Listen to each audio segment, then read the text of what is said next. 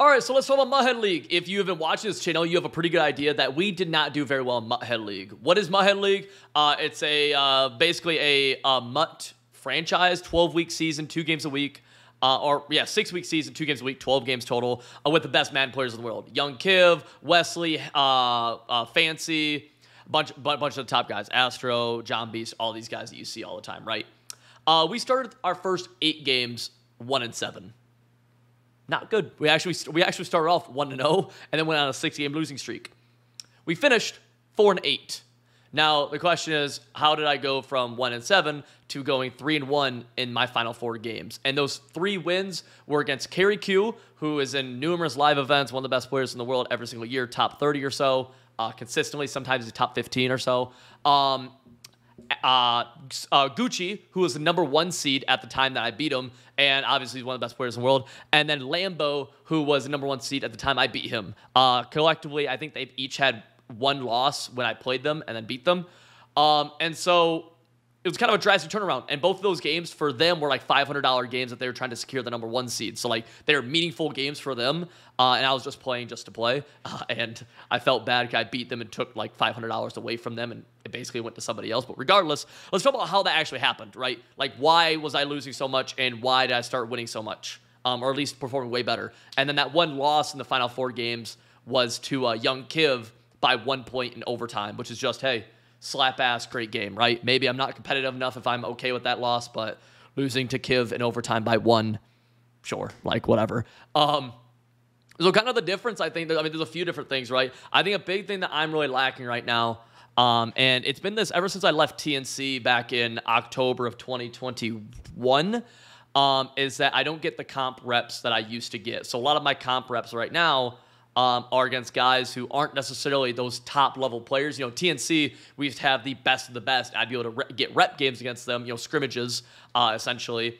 And now I'm just not getting the same quality of reps, which hurts when you play real games and you're going up. You always want to practice against better than what you're going to play against, basically. You know what I mean? It's a basic rule of sports. Practice harder than you play. And I was always, for the most part, practicing against kind of like comp guys who hadn't had as much MCS success, and then playing in real competitive games, real games that had money on the line against these top-end guys. What this results in my opinion, is the game gets sped up in these games against better players. Their stuff is a little bit crisper. Their blitzes are a little bit faster. They even have a little bit better teams than the other reps, et cetera, et cetera. And when you're playing in those games, that stuff starts to add up. A big thing that I was struggling with is against some of these guys, my scheme was working perfectly. It was exactly how I would plan it. But when I would go into a game against Young Kiv the first time I play him, I couldn't pick up his blitz. And mind you, I'm like, dude, I've played this blitz 50 times against other people. I can't pick up the blitz. And now we're in the middle of a game. We're in the 3rd quarter, and I'm like, well, I lost. I've already lost. I can't pick up the blitz. Getting reps is such a huge thing. And getting the best quality of reps that you can get. Obviously, not everybody can play against the best players and get the reps against the best players. But getting reps in general is a huge, huge, huge deal.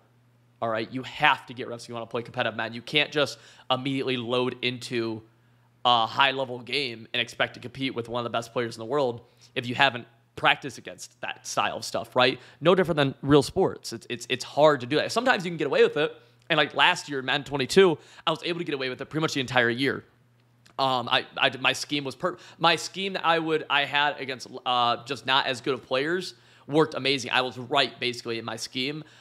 This year, especially in Mutt League, I was wrong. My scheme did not work how I pictured it, and so I had to adjust my scheme into running a little bit more meta. I had to adapt myself into running. Unfortunately, I love playing the game a little bit differently than other people. I love being able to use that to my advantage, be able to attack how they play the meta by being a little bit off meta.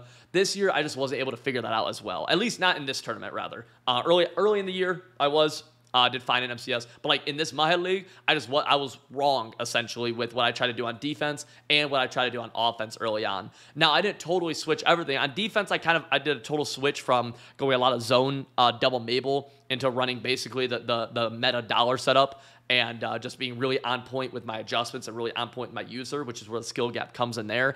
And then on offense, I took what I wanted to do, combined it with what worked with the meta, and running a little bit of meta. And that's what you saw, especially in that game against Lambo and that game against Gucci, that game against Carry Q. If you watch those games back, which are all on this channel, and have breakdowns on them, you see me moving the ball significantly better.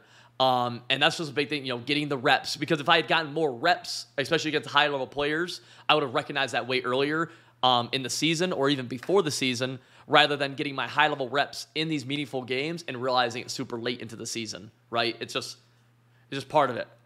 That's why you want to get those reps in, because you'll recognize the weaknesses in your schemes before it's too late. Whereas I recognized it when I was 1-7. Didn't really matter. I wanted to prove to myself that it did matter, or that I was, I could get back on track. So I wanted to prove to myself that. But ultimately, it didn't really matter. It didn't matter in the grand scheme of things, I guess. It was just more of a pride thing for me, and also showing you guys that I still am one of the top level players. That was cool for me, because I wanted to prove. I was like, man, I would look back at these games and analyze them. I'm like, dude, I don't know what I'm doing wrong.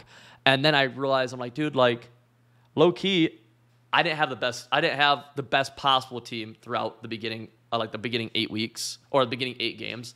I'm like, okay, what if I super upgrade my team? Total overhaul, get the best players everywhere.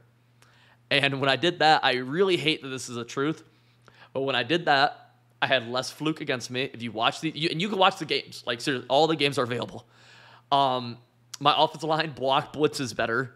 My offensive players, we broke more tackles, we fell forward more, we got knocked out significantly less, we got open more, and on defense, we covered better, we tackled better, and all these things. And it's while a lot of those things were pretty small differences, they add up. And if you look at a lot of the ways I got stopped early in the tournament, a lot of them were on 3rd and 4th downs where I'd get a random defensive end instantly sacking me. Literally, he would just come through the C gap. And it's is that just because my offensive line doesn't have high enough awareness or something? I don't know. You would see, a 4th down, I would throw an open pass, we'd catch it, we'd take 2 steps, and then it'd get knocked out. I'm like, is that? I'm like, okay. And now that's a whole point swing. You know what I mean? Because he's gonna score on offense now. It's an offensive heavy game, so I just got 7 points off of my board, and he just got another possession to go 7 points up his way. It's a 14-point swing essentially. It's geez, dude, you can't afford that. There is, the little things in this game matter so much. I'm a big believer in that, and I need to be better about that on my end. I'd be better about putting in, recognizing early on when a game doesn't fit how I want to play, and then adjusting to that. I tried cramming this game into fitting how I want to play, and I've been very vocal. I don't love the way this game plays across the board. It reminds me a lot of Madden 21, which I just wasn't a fan of. I felt like it just wasn't very fun, and even this game, the same. I'm I really disagree with a lot of the ways this game's played. And Madden 22, that game sucked.